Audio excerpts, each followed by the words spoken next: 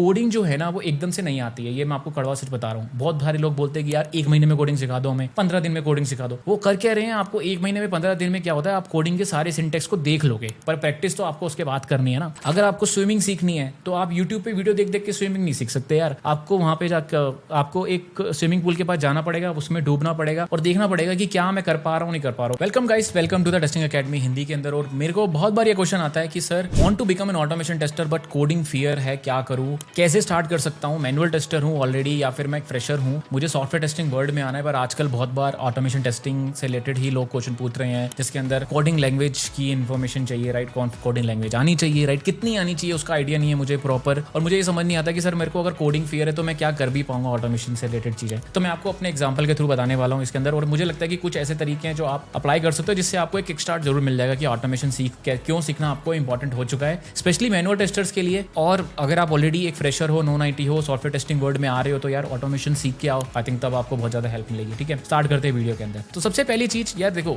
Simple मैं बताता हूँ, पहला पॉइंट है focus on learning automation tools. यार ये चीज बहुत इंपॉर्टेंट है। अब आप बोलोगे कि सर लेकिन मेरा तो कोडिंग फियर है, मैं करूंगा कैसे, राइट। अगर आपको कोडिंग फियर है तो मुझे ऐसा लगता है कि बहुत सारे टूल्स ऑलरेडी अवेलेबल है। मैं आपको एग्जांपल बताता हूँ कि मुझे याद है एक लड़की थी ऑलरेडी, उसको ऑटोमेशन रिलेटेड चीजें बहुत सीखना था, राइट। तो उसने टोस्का ऑटोमेशन, जो कि बहुत फेमस है आजकल, ये कोडलेस है जिसके अंदर आप यूआई और एपीआई ऑटोमेशन दोनों कर सकते हो, राइट। टोस्का ऑटोमेशन का कोर्स किया, सीखा उसने और अब वो अच्छा कर रही है ऑटोमेशन ही, right. It's a kind of low code और no code kind of automation, पर वो कर रही है अच्छे से, जिसके अंदर वो बहुत सारी चीजों को लो कोड की फॉर्म में करते हैं टोस्का में, राइट। आई थिंक मैंने भी यूज करा है उसको बहुत बार, तो आप उसको यूज कर सकते हो। सेलेनियम आईडीई कर सकते हो, राइट। कैटलॉन स्टूडियो कर सकते हो। कैटलॉन स्टूडियो में बहुत सारी चीजें जो है बहुत कम कोडिंग, मिनिमम कोडिंग के थ्रू हो जाती है।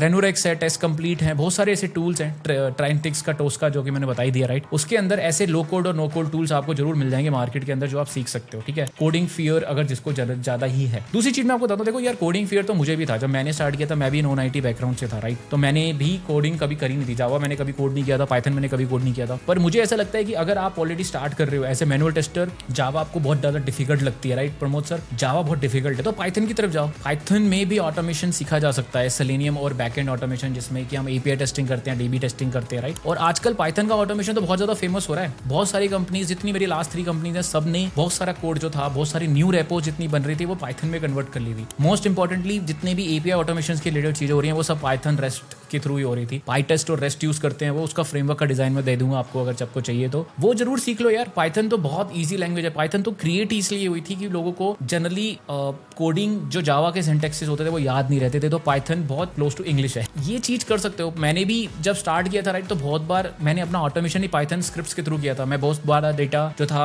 एक्सेल का डेटा इधर से एक फोल्डर से उठा के दूसरी फोल्डर में डालता था, वहां पे पार्स करते थे हम डेटा को, वो सारा पाइथन स्क्रिप्ट्स के थ्रू ही किया था। और फॉर लूप लगाना और उसके अंदर व्हाइल लूप लगाना पाइथन के अंदर तो बहुत ही सिंपल ईजी है। एक बार सिंटैक्स चीजें सीखनी है आपको, तो मुझे ऐसा लगता है कि पाइथन से डेफिनेटली आपको स्टार्ट कर देना चाहिए, स्पेशली मैनुअल टेस्टर्स के लिए। अगर आपको लगता है कोडिंग फियर, स्पेशली अगर आपको जावा बहुत डिफिकल्ट लगती है, राइट, तो पाइथन से स्टार्ट कर लो। थोड़ी अपॉर्चुनिटीज कम है अभी मार्केट में, बट मुझे ऐसा लगता है कि पाइथन की अपॉर्चुनिटीज भी धीरे धीरे बढ़ेंगी जैसे जैसे लोग, पाइथन की पॉपुलैरिटी बहुत ज्यादा बढ़ रही है अभी आजकल भी, तो मेरे ख्याल से जा सकते हो आप उसके अंदर भी। तीसरा इंपॉर्टेंट पॉइंट बताऊंगा यार, देखो कोडिंग जो है ना वो एकदम से नहीं आती है, ये मैं आपको कड़वा सच बता रहा हूँ। बहुत सारे लोग बोलते हैं कि यार 1 महीने में कोडिंग सिखा दो, हमें 15 दिन में कोडिंग सिखा दो। वो कर क्या रहे हैं, आपको 1 महीने में 15 दिन में क्या होता है, आप कोडिंग के सारे सिंटेक्स को देख लोगे, पर प्रैक्टिस तो आपको उसके बाद करनी है ना। तो मेरा मकसद क्या रहता है, जब भी जैसे मैं पाइथन का कोर्स लेता हूँ, राइट, अभी हमारा पाइथन का कोर्स स्टार्ट होने वाला है जैसे, तो उसके अंदर हमारा क्या रहता है कि मैं आपको सिंपली बताऊँ यार, मैं आपको 1 महीने में रेगुलर पढ़ा के पाइथन के सारे सिंटेक्सेस बता रहा हूँ, पर उसके बाद प्रैक्टिस तो आपको करनी है ना। जब आप खुद का एपीआई ऑटोमेशन बनाओगे, जब खुद का सेलेनियम फ्रेमवर्क बनाओगे कस्टम उसके साथ पाइथन के साथ, तभी आपको चीजें समझ में आनी शुरू होंगी। जब आप खुद हाथ उतारोगे, खुद से लिखना शुरू करोगे। मैंने भी ऐसे ही किया था, जब तक मैंने खुद नहीं लिखा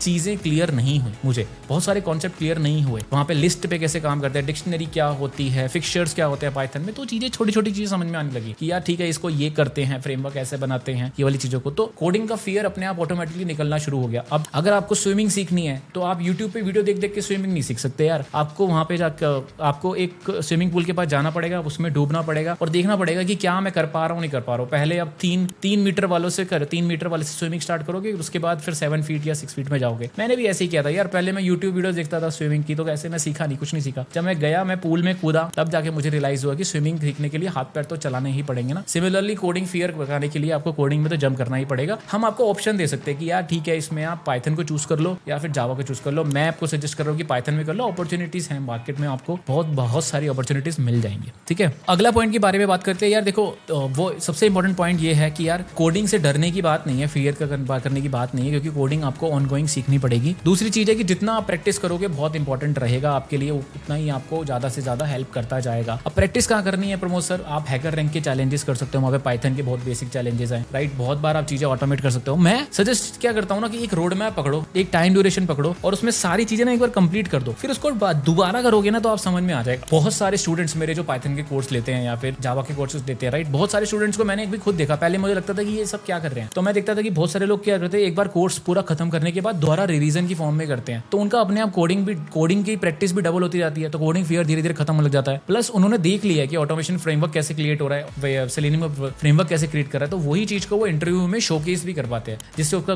कोडिंग फियर भी कंप्लीट हो गया और साइड बाय साइड वो इंटरव्यू भी क्रैक हो गया वहाँ पे। तो ये सारी चीजों को बहुत ध्यान रखना पड़ता है। ये वाली चीजों को मैं जो अपने एक्सपीरियंस से बता रहा हूँ कि बहुत सारे स्टूडेंट्स को ऐसे हेल्प मिली, तो आपको ना एक बार जंप कर देना है चीजों में। मतलब कोडिंग फेयर्स का एक तरीका तो आप बस सोचते रहो और कुछ मत करो। एक तरीका ये है कि यार जंप कर दो, सीखो, फेल होगे तो कोई बात नहीं, फिर से ट्राई करके पूरा ट्राई करके कर लो। यही चीज है, यही चीज मैंने भी ट्राई करी। आई होप आपको अच्छी लगी होगी, थोड़ी सी मोटिवेशन वीडियो हो गई, बट कोडिंग फियर रिमूव करने का यही तरीका है और कोई भी तरीका नहीं है अपार्ट फ्रॉम प्रैक्टिस, जंप करना और ज्यादा से ज्यादा कोई मेंटर ले लो जो हेल्प कर सके आपको। इससे ज्यादा कुछ नहीं हो सकता। आप हजारों वीडियोस देख लो, कुछ नहीं होगा। अगर आप प्रैक्टिस नहीं करोगे, आप जंप नहीं करोगे, पॉसिबल नहीं है चीजों को करना, राइट। और मैंने खुद देखा है जो लोगों के हाथ धड़ धड़ कांपते थे कोडिंग फियर में, स्टूडेंट्स के, वो आराम से ऑटोमेशन फ्रेमवर्क और इंटरव्यू भी क्रैक कर पाए। आज वो अच्छे से कर भी रहे हैं। ये सिर्फ दिमाग में था थोड़ी देर के लिए कि मैं नहीं कर सकता। एक ना फेक स्टोरी आप अपने आप को बता सकते हो कि मुझसे नहीं होगा, मुझसे नहीं होगा, मुझसे नहीं होगा। जब जंप करते हो तो हो जाता है यार। ये चीजें मैंने खुद भी नोटिस करी हैं और मैंने इसी तरह पाइथन सीखा, इतना जावा सीखा, इतना जावास्क्रिप्ट भी सीखा, मोबाइल टेस्टिंग भी इसी तरह करी है, परफॉर्मेंस भी इस तरह करी है, सिक्योरिटी भी करी है। सारी 12 इयर्स एक्सपीरियंस में ऑटोमेशन में मैंने बहुत सारी चीजों में हाथ मारा है और सक्सेसफुल हुआ और अच्छी डिसेंट ही कर रहा हूं अभी भी, राइट।